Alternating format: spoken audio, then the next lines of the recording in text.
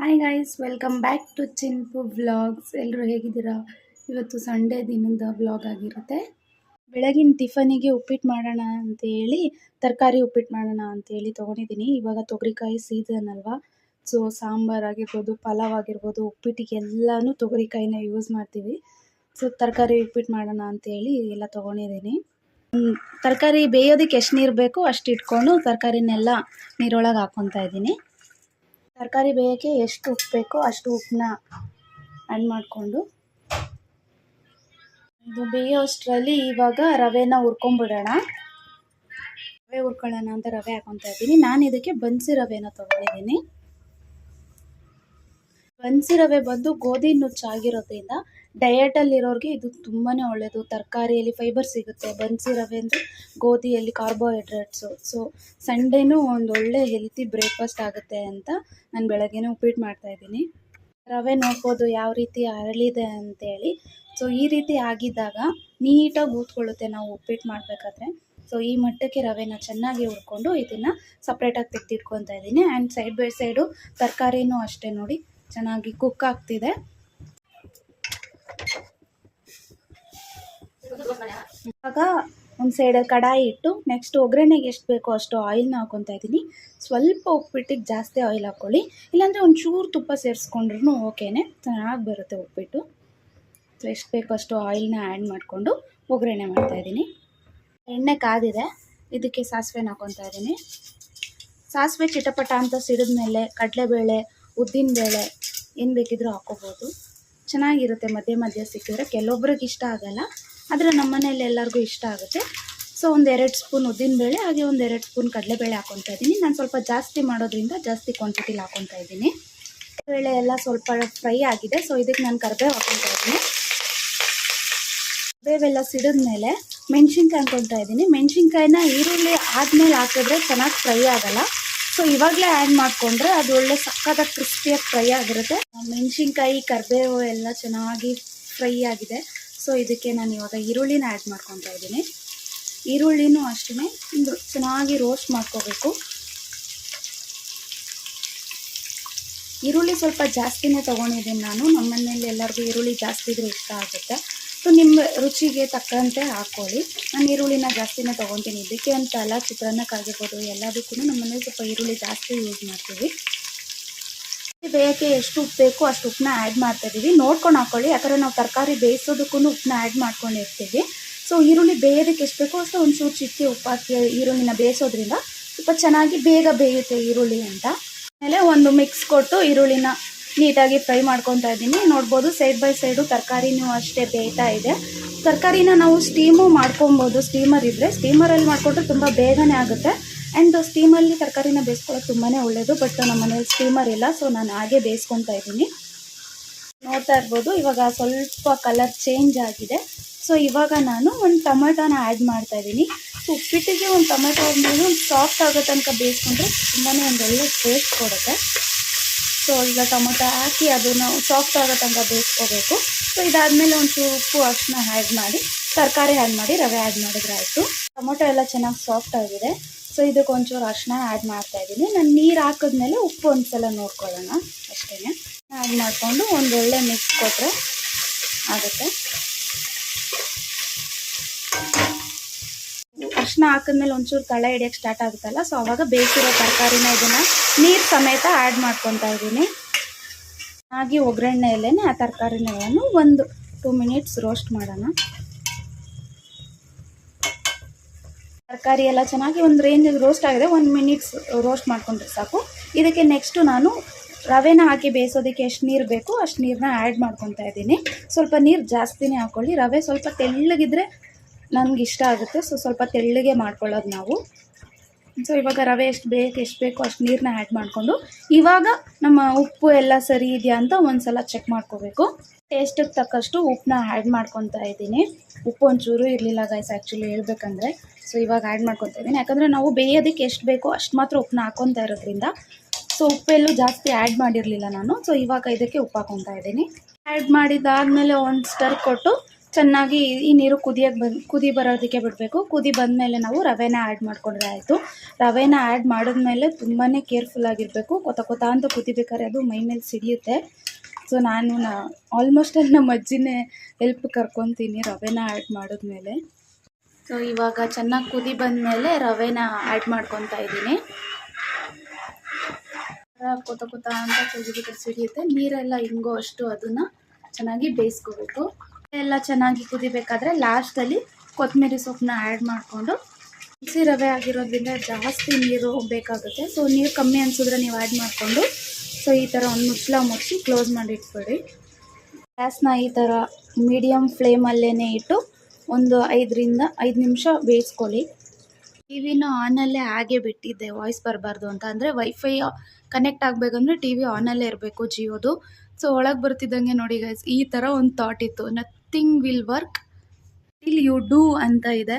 ಎಷ್ಟು ಆಗಿರೋ ಥಾಟ್ ಅಲ್ವಾ. ಅಂದರೆ ಏನೂ ವರ್ಕ್ ಆಗಲ್ಲ, ನಾವು ಸ್ಟಾರ್ಟ್ ಮಾಡೋ ತನಕನೂ, ನಾವು ಅದನ್ನು ಮಾಡೋ ತನಕನೂ ಏನೂ ವರ್ಕ್ ಆಗಲ್ಲ. So let's work then expect ಮಾಡೋಣ ರಿಸಲ್ಟಿಗೆ ಅಂತ ಹೇಳ್ತಾ ಉಪ್ಪಿಟ್ಟು ರೆಡಿಯಾಗಿದೆ, ಇನ್ನೂ ಬೇಯ್ತಾ ಇದೆ. ಸೊ ಇವಾಗ ಉಪ್ಪಿಟ್ಟಿಷ್ಟು ರೆಡಿ ಆಗಿದೆ. ಸೊ ಇದನ್ನ ಈಗ ಆಫ್ ಮಾಡಿಬಿಟ್ಟು ಹಾಗೆ ಒಂದು ಸ್ವಲ್ಪ ಹೊತ್ತು ಬಿಸಿಲೇ ಇದನ್ನು ಬಿಟ್ಟರೆ ಚೆನ್ನಾಗಿ ಕುಕ್ ಆಗಿರುತ್ತೆ. ಒಂದು 5 ಮಿನಿಟ್ಸ್ ಬಿಟ್ಕೊಂಡು ಸರ್ವ್ ಮಾಡಿ ತಿಂದರೆ ಆಯಿತು. ನೋಡಿ ಬಿಸಿಯಾಗಿ ಉಪ್ಪಿಟ್ಟು ರೆಡಿ ಆಗಿದೆ. ಸಖತ್ತಾಗಿದೆ. ಟೇಸ್ಟ್ ಮಾತ್ರ ನಾನು ಟೇಸ್ಟ್ ಮಾಡಿದೆ, ಮಿಸ್ ಮಾಡಿದೆ, ಟ್ರೈ ಮಾಡಿ ಆಯಿತಾ. ಟಿಫನೆಲ್ಲ ಮಾಡಿಕೊಂಡು ಇವತ್ತು ಸ್ವಲ್ಪ ಸಂಡೇ ಅಲ್ವಾ, ಸೊ ಗಾರ್ಡನ್ ಅಂದರೆ ಪುಟ್ಟದಾಗ ಒಂದು 4 ಪಾಟ್ ಇಟ್ಕೊಂಡಿದ್ದೀವಿ ಗೈಸ್. ಸೊ ಅದನ್ನೆಲ್ಲ ನೋಡೋಣ ಏನಾಗಿದೆ ಅಂತ ಬಂದೆ. ಇದು ಏನಿದು ಈ ಎಲೆ, ಈ ಹೂವು ಯಾವುದು ಅಂತ ಹೇಳಿ ಗೈಸ್. ಇದೆಲ್ಲ ಫುಲ್ಲು ಒಣಗೋಗ್ಬಿಟ್ಟಿದೆ, ಎಲ್ಲದರಲ್ಲೂ ಮಿಕ್ಸಪ್ ಆಗಿಬಿಟ್ಟಿದೆ. ಇದು ನೋಡಿ, ದಾಸವಾಳ ಇದೆ, ತುಳಸಿ ಇದೆ, ಗರಿಕೆ ಎಲ್ಲ ಬೆಳ್ಕೊಂಬಿಟ್ಟಿದೆ. ಇದು ಮಾಮೂಲಿ ಇಡೋ ಗರಿಕೆ ಅಲ್ಲ ಇದು. ಸೊ ಈ ಥರ ಪುದೀನ ಮತ್ತು ಈ ಬಟನ್ಸ್ ಹೂವು ಎಲ್ಲನೂ ಮಿಕ್ಸಪ್ ಆಗಿಬಿಟ್ಟಿದೆ. ಸೊ ಇನ್ನೊಂದು ಸಂಡೇ ಫ್ರೀ ಮಾಡಿಕೊಂಡು ಇದನ್ನೆಲ್ಲನೂ ಸೆಗ್ರಿಗೇಟ್ ಮಾಡಿ ಒಂದೊಂದು ಪಾಟಲ್ಲೇ ಹಾಕಿಡಬೇಕು. ಆ್ಯಂಡ್ ಇದೊಂದು ಮಾತ್ರ ನಾನು ಸ್ವಲ್ಪ ಕ್ಲೀನಾಗಿ ಇಟ್ಕೊಂಡಿದ್ದೀನಿ. ರೀಸೆಂಟಾಗಿ ತುಳಸಿ ಹಬ್ಬ ಆಯ್ತಲ್ಲ, ಸೊ ಆವಾಗ ಇದೆಲ್ಲ ಸೆಗ್ರಿಗೇಟ್ ಮಾಡಿ ಇಟ್ಟಿದ್ದೆ. ಮತ್ತು ಇದಕ್ಕೆ ಇನ್ನೊಂದು ಏನೇನೋ ಗಿಡ ಎಲ್ಲ ಹಾಕಿ ಇಟ್ಟಿದ್ದಾರೆ. ಇದ್ರದ್ದು ತೆನೆ ಎಲ್ಲ ಬರುತ್ತಲ್ಲ, ಸೊ ಅದೆಲ್ಲ ಮುರಿದೆಲ್ಲ ಹಾಕಿಟ್ಟಿದ್ದಾರೆ ಅಮ್ಮ. ನೋಡಿ ನಮ್ಮ ಪುಟ್ಟ ಗಾರ್ಡನ್. ಟಿಫನ್ ಮುಗಿಸ್ಕೊಂಡು ಒಂದು ಸ್ವಲ್ಪ ಹೊತ್ತು ರೆಸ್ಟ್ ಮಾಡಿ ಒಂದು ಸ್ವಲ್ಪ ಎಡಿಟಿಂಗ್ ವರ್ಕ್ ಎಲ್ಲ ಇತ್ತು, ಮುಗಿಸ್ಕೊಂಡು ಇವಾಗ ನಾನು ಅಮ್ಮನು ಚಿಕನ್ ತರೋಣ ಅಂತ ಹೇಳಿ ಹೋಗ್ತಾ ಇದ್ದೀವಿ. ಸಂಡೇ ಅಂದರೆ ನೆನಪಾಗ್ಬಿಡುತ್ತೆ ಚಿಕನ್ ತಿನ್ನಬೇಕು ಅಂತೇಳಿ. ಸೊ ಅದಕ್ಕೆ ನಾನು ಅಮ್ಮ ಅಂಗಡಿ ಹತ್ರ ಹೋಗ್ತಾ ಇದ್ದೀವಿ. ಚಿಕನ್ ತೊಗೊಂಡು ಬರೋದೇ ತಡ. ನೋಡಿ ಗೈಸ್, ಇಬ್ಬರು ಹೆಂಗೆ ಆಡ್ತಿದ್ರು. ಅವ್ನು ಅಲ್ಲಿಂದ ಬರ್ಕಂತವ್ರೆ, ಬೆಳಕು ಕಾಣಿಸ್ತಾ ಇಲ್ಲ ಅನ್ಸುತ್ತೆ, ಹೋಗಿ ತೋರಿಸ್ತೀನಿ ಬನ್ನಿ. ನೋಡಿ ಹೆಂಗೆ ಆಡ್ತವ್ನು. ಚಿಕನ್ ಬಂದ್ಬಿಟ್ರೆ ನಮ್ಮ ಮನೇಲಿ ಹಿಂಗೇನೆ ತಕ ತಕ ತಕ ತಕ ತಕ ತಕ ಅಂತ ಆಡ್ತಿರ್ತಾನೆ. ಏನೋ ಸುಬ್ಬಾ. ಇಲ್ಲಿ ಚಿಕನ್ ಎಲ್ಲ ಹಚ್ಚಿ ಇನ್ನೂ ಸಣ್ಣ ಪೀಸ್ ಮಾಡ್ತಿರ್ತಾರೆ. ಎಷ್ಟು ಹೇಳಿದ್ರು ಅವರು ಸಣ್ಣ ಮಾಡಿಕೊಡಲ್ಲ. ಸೊ ಅವ್ರು ಇನ್ನೊಂದ್ಸಲ ಅವ್ರಿಗೆ ಸ್ಯಾಟಿಸ್ಫ್ಯಾಕ್ಷನ್ ಆಗೋ ತನಕ ಸಣ್ಣ ಪೀಸ್ ಮಾಡ್ತಾ ಇರ್ತಾರೆ. ಕ್ಲೀನಿಂಗ್ ಚಿಕನ್ ಎಲ್ಲ ತಂದರೆ ಕ್ಲೀನಿಂಗ್ ಅಜ್ಜಿದೇನೆ, ನಾನು ಜಾಸ್ತಿ ಯಾವತ್ತೂ ಕ್ಲೀನೇ ಮಾಡೋಕ್ಕೆ ಹೋಗಿಲ್ಲ. ಸೊ ಸಾಂಬಾರು ಮಾಡಿ ಮುದ್ದೆ ಮಾಡಿ ಕಬಾಬ್ ಮಾಡೋಣ ಅಂದ್ಕೊಂಡಿದ್ದೀನಿ. ರೆಸಿಪಿನ ಶೇರ್ ಮಾಡ್ತೀನಿ, ವೆಯ್ಟ್. ಆಚೆ ಬಂದು ಕಾಯಿ ಹೊಡ್ಕೊತಾ ಇದ್ದೀನಿ ಸಾಂಬಾರಿಗೆ. ನೋಡಿ ಗೈಸ್, ಡಮಾರ್ ಮಾಡಿಬಿಟ್ಟೆ ಒಂದೇ ಏಟಿಗೆ. ಎಲ್ಲ ಚಿಕನ್ ಎಲ್ಲ ವಾಶ್ ಮಾಡಿ ಕೊಟ್ಟಿದ್ದಾರೆ. ಇದು ಕಬಾಬಿಗೆ ಸಪ್ರೇಟಾಗಿ ತೆಗೆದಿಟ್ಕೊಂಡಿದ್ದೀನಿ. ಹಾಗೆ ಇಲ್ಲಿ ಸಾಂಬಾರಿಗೆ ಸ್ವಲ್ಪ ಮೂಳೆ ಎಲ್ಲ ಇರೋವಂಥದ್ದು, ಲಿವರು ಎಲ್ಲ ಸಾಂಬಾರಿಗೆ ಸಪ್ರೇಟಾಗಿ ತೆಗೆದಿಟ್ಕೊಂಡಿದ್ದೀನಿ. ಸೊ ಇದ್ರ ಮಸಾಲೆ ರೆಡಿ ಮಾಡೋಕ್ಕೆ ಮುಂಚೆ ಕಬಾಬಿಗೆ ಮ್ಯಾರಿನೇಟ್ ಮಾಡಿಟ್ಬಿಡೋಣ ಅಂತ. ಸೊ ಈಗ ಕಬಾಬ್ ಮಾಡೋದಕ್ಕೆ ನಾನು ಫಸ್ಟಿಗೆ ಚಿಕನ್ನಿಗೆ ಕಾರ್ನ್ಫ್ಲೋರ್ನ ಹಾಕ್ಕೊತಾ ಇದ್ದೀನಿ. ನಾವು ಮಸಾಲೆ ರೆಡಿ ಮಾಡಿಟ್ಟು ಬೇಕಿದ್ರೆ ಅದಕ್ಕೆ ಚಿಕನ್ ಡಿಪ್ ಮಾಡ್ಬೋದು. ಸೊ ನಾನು ಇವಾಗ ಹಾಗೆ ಮಾಡ್ತಾಯಿದ್ದೀನಿ. ಸೊ ಚಿಕನಿಗೆ ಇದು ಆಲ್ಮೋಸ್ಟ್ ಅಲ್ಲಿ ಒಂದು 600 ಗ್ರಾಮ್ಸ್ ಆಫ್ ಚಿಕನ್ ಇರ್ಬೋದು. ಸೊ ಅದಕ್ಕೆ ನಾನು ಒಂದು ದೊಡ್ಡ 4 ಸ್ಪೂನಷ್ಟು ಕಾರ್ನ್ಫ್ಲೋರ್ನ ಹಾಕ್ಕೊತಾ ಇದ್ದೀನಿ. ನೆಕ್ಸ್ಟ್ ಇದಕ್ಕೆ ಅಚ್ಚ ಖಾರದ ಪುಡಿನ ಹಾಕ್ಕೊತಾ ಇದ್ದೀನಿ. ನಿಮ್ಮ ಖಾರಕ್ಕೆ ಎಷ್ಟು ಬೇಕೋ ಅಷ್ಟು ಹಾಕ್ಕೊಳ್ಳಿ. ನಾವು ಮನೆಯಲ್ಲೇ ರೆಡಿ ಮಾಡ್ತೀವಿ, ಬಟ್ ಖಾಲಿ ಆಗಿಬಿಟ್ಟಿದೆ ಗೈಸ್, ಅದಕ್ಕೆ ನಾನು ರೆಡಿಮೇಡೇ ಹಾಕ್ಕೊತಾ ಇದ್ದೀನಿ. ಸೊ ಖಾರಕ್ಕೆ ಎಷ್ಟು ಬೇಕೋ ಅಷ್ಟು ಅಚ್ಚ ಖಾರದ ಪುಡಿನ ಹಾಕ್ಕೋಬೇಕು. ಹಾಗೆ 1 ಸ್ಪೂನ್ ಹಾಕೋಷ್ಟು ಗರಂ ಮಸಾಲ ಆ್ಯಡ್ ಮಾಡ್ಕೊತಾ ಇದ್ದೀನಿ. ಗರಂ ಮಸಾಲ ಬದಲು ಚಿಕನ್ ಮಸಾಲ ಸಿಗುತ್ತಲ್ಲ ಅಂಗಡಿಯಲ್ಲಿ, ಅದನ್ನು ಆ್ಯಡ್ ಮಾಡ್ಕೋಬೋದು. ಇವಾಗ ಒಂಚೂರು ಪೆಪ್ಪರ್ ಪೌಡ್ರನ್ನ ಹಾಕ್ಕೊತಾ ಇದ್ದೀನಿ. ಇದು ಫುಲ್ಲಿ ಆಪ್ಷನಲ್ಲು, ಬಟ್ ಹಾಕ್ಕೊಂಡ್ರೆ ತುಂಬಾ ಚೆನ್ನಾಗಿರುತ್ತೆ. ಇದಕ್ಕೆ ಶುಂಠಿ ಬೆಳ್ಳುಳ್ಳಿ ಪೇಸ್ಟ್ನ ಹಾಕ್ಕೊತಾ ಇದ್ದೀನಿ. ಸೊ ಇದು ಶುಂಠಿ ಪೇಸ್ಟು ನಮ್ಮಲ್ಲಿ ಸಪ್ರೇಟಾಗಿ ರುಬ್ಬಿಟ್ಟಿದ್ದಾರೆ. ಹಾಗೆ 1 ಸ್ಪೂನ್ ಆಗೋಷ್ಟು ಬೆಳ್ಳುಳ್ಳಿ ಪೇಸ್ಟ್ನ ಹಾಕ್ಕೊತಾ ಇದ್ದೀನಿ. ಇದಕ್ಕೆ 1 ಮೊಟ್ಟೆನ ಒಡೆದಾಕೊಂಡಿದ್ದೀನಿ. ಇವಾಗ ರುಚಿಗೆ ಎಷ್ಟು ಬೇಕೋ ಅಷ್ಟು ಉಪ್ಪನ್ನ ಆ್ಯಡ್ ಮಾಡ್ತಾಯಿದ್ದೀನಿ. ಆ್ಯಡ್ ಮಾಡಿ ಕೈಯಲ್ಲೇ ಚೆನ್ನಾಗಿ ಎಲ್ಲ ಚಿಕನ್ನಿಗೂ ಮಸಾಲೆ ಕೋಟ್ ಆಗೋ ಥರ ಮಿಕ್ಸ್ ಮಾಡಿಕೊಂಡ್ರೆ ಆಯಿತು. ಸೊ ಈ ಥರ ಎಲ್ಲ ನೀಟಾಗಿ ಕಲಿಸ್ಕೊಂಡಿದ್ದಾದಮೇಲೆ ಲಾಸ್ಟಲ್ಲಿ ಚೂರು ಕರಿಬೇವನ್ನ ಹಾಕ್ತಾಯಿದ್ದೀನಿ. ಸೊ ಇದಾದಮೇಲೆ ಒಂಚೂರು ನಿಂಬೆಹಣ್ಣು ಹಿಂಡ್ಬಿಟ್ಟು ನೀಟಾಗಿ ಕಲಸಿ ಒಂದು 1/2 ಅವರ್ ಮಿನಿಮಮ್ ಮ್ಯಾರಿನೇಟ್ ಮಾಡೋಕ್ಕೆ ಇಡಬೇಕು. ಲೆಮನ್ನೆಲ್ಲ ಹಾಕಿ ನೀಟಾಗಿ ಕಲಸಿದ್ಮೇಲೆ ಇದನ್ನು ನಾನು ಫ್ರಿಜ್ಜಲ್ಲಿ ಮಿನಿಮಮ್ ಒಂದು 1/2 ಅವರ್ ಮ್ಯಾರಿನೇಟ್ ಮಾಡೋಕ್ಕೆ ಎತ್ತಿಡ್ತಾ ಇದ್ದೀನಿ. ಅಲ್ಲೇ ಚಿಕನ್ಗೆ ಮಸಾಲೆ ರೆಡಿ ಮಾಡ್ಕೊಳ್ಳೋ ಅಷ್ಟರಲ್ಲಿ ಫಸ್ಟು ಚಿಕನ್ಗೆ ಒಗ್ಗರಣೆ ಹಾಕ್ಕೊತಾ ಇದ್ದೀನಿ. ಏನಿದು ಚಿಕನ್ಗೆ ಒಗ್ಗರಣೆ ಅಂತ ಏನು ಕನ್ಫ್ಯೂಸ್ ಆಗಬೇಡಿ, ಸಿಂಪಲ್ಲಾಗಿ ಅಷ್ಟೇ. ಈಗ ಒಂದು ಕುಕ್ಕರಲ್ಲಿ ನಾವು ಯಾವ ಕುಕ್ಕರಲ್ಲಿ ಚಿಕನ್ನ ತೊಗೊಂಡಿದ್ದೀವಿ, ಚಿಕನ್ನ ನಾವು ಸಾಂಬಾರು ಮಾಡ್ತೀವಲ್ಲ ಅದೇ ಕುಕ್ಕರಿಗೇ ಒಂದು 2 ಸ್ಪೂನ್ ಆಗುವಷ್ಟು ಎಣ್ಣೆನ ಹಾಕಿ, ಈಗ ಎಣ್ಣೆ ಕಾದ್ಮೇಲೆ ಇದಕ್ಕೆ ಒಂದು ಪುಟ್ಟು ಈರುಳ್ಳಿ ಹಾಗೆ ಒಂಚೂರು ಕೊತ್ತಂಬರಿ ಒಂಚೂರು ಪುದೀನ ತೊಗೊಂಡು ಎಣ್ಣೆಗೆ ಹಾಕ್ಕೊತಾ ಇದ್ದೀನಿ. ಎಣ್ಣೆ ತುಂಬ ಕಾದ್ಬಿಟ್ಟಿದೆ, ಅದಕ್ಕೆ ಹೊಗೆ ಬರ್ತಾಯಿದೆ.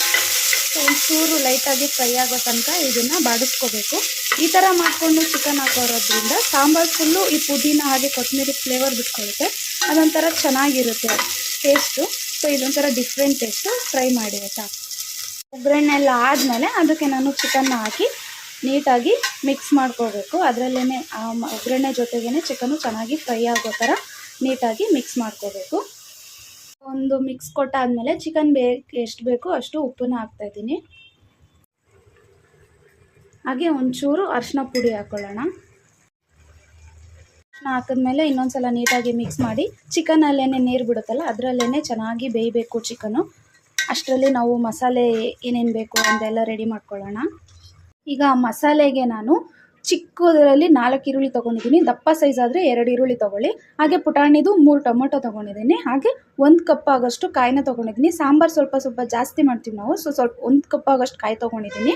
ಹಾಗೆ ಒಂಚೂರು ಕೊತ್ತಂಬರಿ, ಪುದೀನ, ಒಂದು 6ರಿಂದ 7 ಮೆಣಸಿನ್ಕಾಯಿ ತೊಗೊಂಡಿದ್ದೀನಿ. ನಾವು ಖಾರದ ಪುಡಿ ಯೂಸ್ ಮಾಡ್ತೀವಿ, ಮೆಣಸನ್ನ ಯೂಸ್ ಮಾಡ್ತೀವಿ. ಸೊ ನಿಮ್ಮ ಖಾರಕ್ಕೆ ತಕ್ಕಂಗೆ ತೊಗೊಳ್ಳಿ. ಇದೆಲ್ಲದಕ್ಕೂ ಒಂಚೂರು ಆಯಿಲ್ ಹಾಕಿ ನಾನು ಫ್ರೈ ಮಾಡಿ ಚಿಕನ್ ಸಾಂಬಾರು ಮಾಡ್ತಿದ್ದೀನಿ. ಚಿಕನ್ ಸಾಂಬಾರಾಗಲಿ ಅಥವಾ ಮಟನ್ ಸಾಂಬಾರಾಗಲಿ ನಾನು ಮಸಾಲೆನ ಫ್ರೈ ಮಾಡಿನೇ ಮಾಡೋದು. ಸೊ ಇದು ಒಂಥರ ಮಟನ್ ಸಾರು ಥರನೇ ಒಂದು ಟೇಸ್ಟ್ ಕೊಡುತ್ತೆ. ಸೊ ಇವಾಗೆಲ್ಲ ಇದನ್ನು ನಾವು ಫ್ರೈ ಮಾಡ್ಕೊಳ್ಳೋಣ. ಅದಕ್ಕೆ ನಾನು ಮಸಾಲೆ ಐಟಮ್ಸಲ್ಲಿ ಒಂದು 10 ಲವಂಗ, ಹಾಗೆ ಒಂದು 2 ಸ್ಪೂನ್ ಆಗೋಷ್ಟು ಕಡಲೆಪಪ್ಪು ತೊಗೊಂಡಿದ್ದೀನಿ. ಹಾಗೆ ಒಂದು ಅರ್ಧ ಇಂಚು ಚಕ್ಕೆ, 1 ಸ್ಪೂನ್ ಸೋಂಪು, 10ರಿಂದ 15 ಮೆಣಸು, ಹಾಗೆ ಒಂದು 4 ಏಲಕ್ಕಿ ತೊಗೊಂಡಿದ್ದೀನಿ. ಸೊ ಇದೆಲ್ಲನೂ ನಾವು ಏನು ಫ್ರೈ ಮಾಡ್ತಾ ಇರ್ತೀವಲ್ಲ, ಸೊ ಇದು ಒಂಚೂರು ಫ್ರೈ ಆದಮೇಲೆ ಇದೆಲ್ಲ ಆ್ಯಡ್ ಮಾಡಿಕೊಂಡು ಇನ್ನೊಂದು ಸ್ವಲ್ಪ ನೀಟಾಗಿ ಫ್ರೈ ಮಾಡ್ಕೋಬೇಕು. ನಾನು ಫ್ರೈ ಎಲ್ಲ ಆದಮೇಲೆ ಇಳಿಸ್ಬೇಕಾದ್ರೆ ನಾನು ಧನಿಯಾ ಪುಡಿನ ಆ್ಯಡ್ ಮಾಡ್ಕೊತೀನಿ. ಸೊ ಧನಿಯಾ ಪುಡಿ ಬೇಗ ಫ್ರೈ ಆಗಿಬಿಟ್ರೆ ಅದು ಟೇಸ್ಟ್ ಹೋಗ್ಬಿಡುತ್ತೆ. ಸೊ ಇದೆಲ್ಲ ಇನ್ನೇನು ಇಳಿಸ್ತೀವಿ, ಸ್ಟವ್ ಆಫ್ ಮಾಡಿದ್ಮೇಲೆ ಧನಿಯಾ ಪುಡಿನ ಹಾಕಿ ಮಿಕ್ಸ್ ಮಾಡಿ ರುಬ್ಕೊಂಡ್ರೆ ಆಯಿತು. ಇವಾಗ ಮಸಾಲೆ ಎಲ್ಲ ಫ್ರೈ ಆಗಿದೆ. ನಾನು ಶುಂಠಿ ಬೆಳ್ಳುಳ್ಳಿ ಪೇಸ್ಟ್ ಮಾಡಿ ಇಟ್ಟಿದ್ರು ಅಂತ ಪೇಸ್ಟ್ನ ಇವಾಗ ಆ್ಯಡ್ ಮಾಡ್ಕೊತಾ ಇದ್ದೀನಿ. ಇಲ್ಲಾಂದರೆ ಶುಂಠಿ ಬೆಳ್ಳುಳ್ಳಿನ ನಾವು ಹುರ್ಕೋಬೇಕಾದ್ರೂ ಹಾಕೋಬೋದು. ಈಗ ಶುಂಠಿ ಬೆಳ್ಳುಳ್ಳಿ ಪೇಸ್ಟ್ ಹಾಕಿ ನೆಕ್ಸ್ಟಿಗೆ ಒಂದು 3 ಸ್ಪೂನು ಧನಿಯಾ ಪುಡಿ, ಹಾಗೆ 1-1.5 ಸ್ಪೂನು ಅಚ್ಚ ಖಾರದ ಪುಡಿನ ಹಾಕ್ತಾಯಿದ್ದೀನಿ. ಸೊ ಇದೆಲ್ಲ ಸ್ಟವ್ ಆಫ್ ಮಾಡಿದ್ಮೇಲೆ ಹಾಕಿ ಒಂದು ಮಿಕ್ಸ್ ಮಾಡಿ ತಣ್ಣಗಾಗಕ್ಕೆ ಬಿಟ್ಟು ಆಮೇಲೆ ಫ್ರೈ ಮಾಡ್ಕೋಬೇಕು. ಚಿಕನ್ ಈಗ ಅದರಲ್ಲೇ ನೀರು ಬಿಟ್ಕೊಂಡು ಕುಕ್ ಆಗಿದೆ. ಸೊ ಅದಕ್ಕೆ ಇವಾಗ ನಾನು ರುಬ್ಬಿರೋ ಅಂಥ ಮಸಾಲೆನ ಹಾಕ್ಕೊತಾ ಇದ್ದೀನಿ.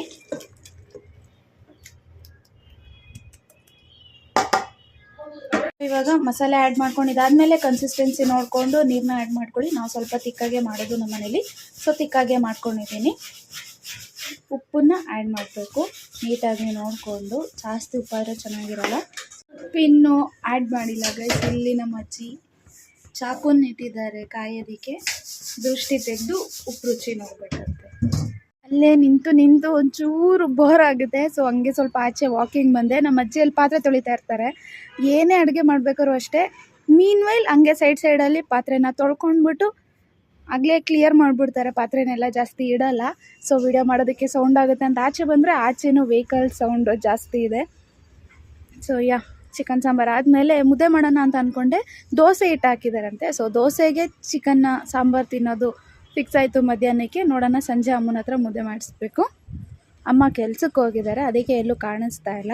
ಅವ್ರದ್ದು ಸಂಡೇನೂ ವರ್ಕ್ ಇರುತ್ತೆ 2 o'clock ತನಕ, ಮಾರ್ನಿಂಗ್ 2 ಫಸ್ಟ್ ಇದು ಮಾಮೂಲಿ ಆ್ಯಕ್ಚುಲಿ 8 ಗಂಟೆಯಿಂದ 2 ಗಂಟೆ ತನಕ ಕೆಲಸ ಇರುತ್ತೆ, ಹೋಗಿರ್ತಾರೆ. ಸೊ ನಾನು ಅಜ್ಜಿನೇ ಇರೋದ್ರಿಂದ ಸಂಡೇ ಕುಕ್ಕಿಂಗು ನಂದು ಅಜ್ಜಿದೇ ಇರುತ್ತೆ. ಸೊ ಹಿಂಗಿರುತ್ತೆ ನನ್ನ Sunday full work. Monday to Saturday full work ಇರುತ್ತೆ, ಎಕ್ಸಸೈಸ್ ಎಲ್ಲ ಮಾಡಿ. ಇವತ್ತು ಸಂಡೇ ಎಕ್ಸಸೈಸ್ಗೆ ರೆಸ್ಟು. ಸೊ ಈ ಥರ ಎಕ್ಸಸೈಸ್ ಆಗ್ತಾಯಿರುತ್ತೆ ನನಗೆ. ಬೆಳಗ್ಗೆ ಟಿಫನ್ನು, ಮಧ್ಯಾಹ್ನ ಊಟ ಅಷ್ಟೇ ಗೈಸ್. ಅದರಲ್ಲೇ ಸಂಜೆ ನಮ್ಮಮ್ಮ ಬಂದು ಏನಾದರೂ ಮಾಡಬೇಕು, ನಾನಂತೂ ಏನೂ ಮಾಡಲ್ಲ. ಸೊ ಈ ಥರ ಇರುತ್ತೆ ನಮ್ಮ ಸಂಡೇ. ಸೊ ಇವಾಗ ಚಿಕನ್ ಸಾಂಬಾರು ಆಗ್ತಾಯಿದೆ, ಅಂದರೆ ನಮ್ಮ ಅಜ್ಜಿ ಚಾಕು ಇಟ್ಟಿದ್ದಾರೆ. ಸೊ ಅದನ್ನು ದೃಷ್ಟಿ ತೆಗೆದು ಉಪ್ಪನ್ನ ರುಚಿ ನೋಡಿ ಚಿಕನ್ ಎಲ್ಲ ಚೆನ್ನಾಗಿ ಬೆಂದಮೇಲೆ ಇದನ್ನು ನಾವು ಕುಕ್ಕರ್ಗೆ ಇಟ್ಟು ಒಂದು ವಿಸಿಲು ಮಾಡ್ಕೋಬೋದು. ನಮ್ಮ ಅಜ್ಜಿ ಆದರೆ ಸ್ವಲ್ಪ ಕುಕ್ಕರ್ ಚಿಕ್ಕದಿಟ್ವಲ್ಲ, ಸರಿ ಹಿಂಗೆ ಇದರಲ್ಲೇ ಬೇಯಿಸೋಣ ಅಂತೇಳಿ ಬೇಯಿಸ್ತಾ ಇದ್ದಾರೆ. ಸೊ ನಾನು ಆಚೆ ವೀಡಿಯೋ ಮಾಡ್ಕೊಂಡು ಬರೋಷ್ಟರಲ್ಲಿ ದೃಷ್ಟಿ ತೆಗೆದು ಈಗ ಚಿಕನ್ ಬೇಯ್ತಾ ಇದೆ. ನಾನು ಒಂಚೂರು ಸೌತೆಕಾಯಿನ ಎಲ್ಲ ಕಟ್ ಮಾಡ್ಕೊಳ್ಳೋಣ ಅಂತ ಸೈಡಲ್ಲಿ ಇಟ್ಕೊಂಡಿದ್ದೀನಿ. ಈ ಥರ ಎಣ್ಣೆ ಎಲ್ಲ ನೀಟಾಗಿ ತೇಲ್ಕೊಂಬಂದಿದೆ ನೋಡಿ. ಇವಾಗ ಸಾಂಬಾರು ಆಗಿದೆ ಅಂತ. ಸೊ ಚಿಕನ್ನು ಅಷ್ಟೇ ಬೆಂದಿದೆ. ಸೊ ಇವಾಗ ಆಫ್ ಮಾಡಿ ಚಿಕನ್ ಸಾಂಬಾರು ರೆಡಿ ಆಯಿತು. ಸೊ ನೆಕ್ಸ್ಟಿಗೆ ನಾನು ಕಬಾಬ್ ಮಾಡೋದಕ್ಕೆ ಹಾಗೆ ಸೈಡಲ್ಲಿ ಎಣ್ಣೆನ ಬಿಸಿ ಮಾಡೋದಕ್ಕೆ ಇಟ್ಕೊಂಡಿದ್ದೀನಿ. ಕಬಾಬಿಗೆ ಚಿಕನ್ ನೋಡಿ ಫುಲ್ಲು ಸಾಕಾದಾಗ ಮ್ಯಾರಿನೇಟ್ ಆಗಿದೆ. ಆಲ್ಮೋಸ್ಟ್ 1 hour ಮ್ಯಾರಿನೇಟ್ ಆಗೋಗಿದೆ ಸಾಂಬಾರು ಮಾಡೋ ಅಷ್ಟರಲ್ಲಿ. ಸೊ ಈ ಕಡೆ ದೋಸೆ ಮಾಡೋಣ ಅಂತ ತವ ಇಟ್ಕೊಂಡಿದ್ರೆ ಅಜ್ಜಿ ಈ ಥರ ಈರುಳ್ಳಿ ಎಲ್ಲ ಉಜ್ತಿದ್ದಾರೆ, ದೋಸೆ ಚೆನ್ನಾಗಿ ಎದ್ದೊಳುತ್ತೆ ಅಂತ. ಕಾದಿದೆ, ಅಜ್ಜಿ ಈರುಳ್ಳಿ ಉಜ್ಜಿದ್ದಾರೆ. ಸೊ ಇದಕ್ಕೆ ನಾನು ಸ್ವಲ್ಪ ಎಣ್ಣೆನ ಹಾಕ್ಕೊತಾ ಇದ್ದೀನಿ. ಫಸ್ಟ್ ದೋಸೆಗೆ ಸ್ವಲ್ಪ ತವಾಗೆ ಎಣ್ಣೆ ಹಾಕ್ಕೊಂಡ್ರೆ ಅವಾಗ ನೀಟಾಗಿ ಎದ್ದೊಳುತ್ತೆ, ಕಚ್ಕೊಳ್ಳಲ್ಲ. ಈ ಕಬಾಬ್ಗೆ ಎಣ್ಣೆನೂ ಕಾದಿದೆ. ಸೊ ಬಿಟ್ಕೊತಾ ಇದ್ದೀನಿ ನೋಡಿ, ಒಂಚೂರು ಬಿಟ್ಕೊಳ್ಳಲ್ಲ, ಚೆನ್ನಾಗಿ ಬರುತ್ತೆ ಕಬಾಬು. ಕಬಾಬ್ ನೋಡಿ ಈ ಥರ ಬೇಯ್ತಾ ಇದೆ, ಸಕ್ಕತ್ತಾಗಿ ಬಂದಿದೆ. ನಾನು ಸೈಡ್ ಬೈ ಸೈಡು ದೋಸೆ ಮಾಡ್ತಾಯಿದ್ದೀನಿ ನೋಡಿ. ಕಬಾಬ್ ಎಲ್ಲ ಫ್ರೈ ಆದಮೇಲೆ ಈ ಥರ ಕಾಣಿಸ್ಬೇಕು. ಒಂಚೂರು ಯಾವುದೇ ಕಲರ್ ಆ್ಯಡ್ ಮಾಡಿಲ್ಲ, without any colour, artificial colour add ಮಾಡಿಲ್ಲ, ಕೆಮಿಕಲ್ಸ್ ಆ್ಯಡ್ ಮಾಡಿಲ್ಲ. ಹೋಮ್ ಮೇಡು ತುಂಬ ಜ್ಯೂಸಿಯಾಗಿ ಸಕ್ಕತ್ತಾಗಿ ಬಂದಿದೆ ಕಬಾಬು. ನಾನು ಈ ಥರ ರೆಡಿಯಾಗಿದೆ ದೋಸೆ, ಸಾಂಬಾರು ಹಾಗೆ ಕಬಾಬು. ಇದು ನನಗಲ್ಲ ಪ್ಲೇಟು, ಇಷ್ಟು ಪುಟಾಣಿ ಪ್ಲೇಟು. ಇಲ್ಲಿ ಓಯ್ ನಮ್ಮ ಮನೆಯಲ್ಲಿ ಕೂತಿದ್ದಾಳೆ, ಆಫ್ಕರ್ ಸೌಂಡ್ ಫೋನ್ ಕೂತಿದ್ದಾಳೆ ನೋಡಿ. ಇವಳಿಗೆ ನಾನು ಇನ್ನೂ ಸ್ಟಾರ್ಟೇ ಮಾಡಿಲ್ಲ, ಇನ್ನೂ ಏನೂ ಕೇಳಲಿಲ್ಲ ಗೈಸ್. ಫಸ್ಟಿಗೆ ಚೆನ್ನಾಗಿದೆ ಅಂತೇಳಿ. ಇವತ್ತು ನನ್ನ ಬ್ಲಾಗಲ್ಲಿ ನನ್ನ ಅಮ್ಮನೇ ತೋರಿಸಿಲ್ಲ. ಹೆಂಗಿದೆ ಅಮ್ಮ? ಯಾರಾದರೂ ಈ ಥರ ನೋಡ್ತೀರಾ ನೋಡಿ, ಫೋನ್ ನೋಡಿಕೊಂಡು ನೀರಿನ ಬಾಟ್ಲ್ ಇಟ್ಕೊಂಡು ಬೆಳಗ್ಗೆ ಆದರೂ ಹಾಸಿಗೆ ಎತ್ತಿರಲ್ಲ, ಹಂಗೆ ಮಲ್ಕೊಂಡಿರ್ತಾಳೆ. ದೋಸೆ ಮಾತ್ರ ಕಿತ್ಕೊಂಡು ತಿಂದಿದ್ದೆ, ಸಾಂಬಾರು ಜೊತೆ ತಿನ್ನು. ಕಬಾಬ್ ಹೆಂಗಿದೆ ಹೇಳು, ತಿನ್ನು. ನೀರು ಅದನ್ನ ಊಟ ಮಾಡೋಕ್ಕೆ ಮುಂಚೆ 20 ಸಲ ನೀರು ಕುಡಿತಾಳೆ. ಊಟ ಹೆಂಗೆ ಜೀರ್ಣ ಆಗುತ್ತೆ? ಹೆಂಗಿದೆ ಈಗ ಹೇಳು. ಚೆನ್ನಾಗಿದೆ. ಹೌದಾ? ಕಬಾಬ್ ತಿನ್ನು, ಕಬಾಬ್ ತಿನ್ನು. ಬಿಸಿ ಇದೆ, ನಿಧಾನಕ್ಕೆ ತಿನ್ನು. ಅವಳಿಗೆ ಅಲ್ಲಿ ಬೇರೆ ಬಿದ್ದೋಗ್ಬಿಟ್ಟಿದೆ, ಮುಂದೆ ಅಲ್ಲಿಲ್ಲ ಕಚ್ಚೋದಕ್ಕೆ, ಪಾಪಚ್ಚಿ ಕಷ್ಟ. ಬಿಡಿಸ್ಕೊಡ್ಲಾ?